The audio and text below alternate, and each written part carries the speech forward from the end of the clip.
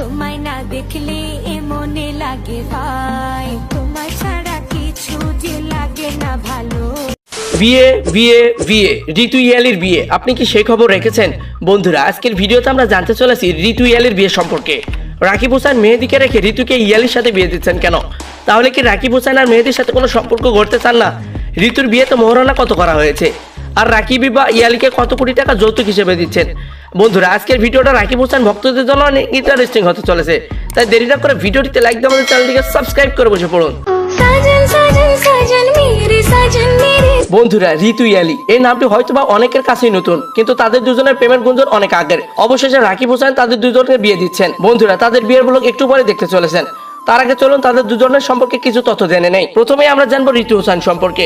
ঋতু হোসেন বর্তমান সময়ের বাংলাদেশের 1 নম্বর ইউটিউবার রাকিব হোসেনের আদরের ছোট বোন। তাকে চেনে না এমন লোক পাওয়া যাবে না। তিনি একজন জনপ্রিয় ইউটিউবার এবং টিকটকার।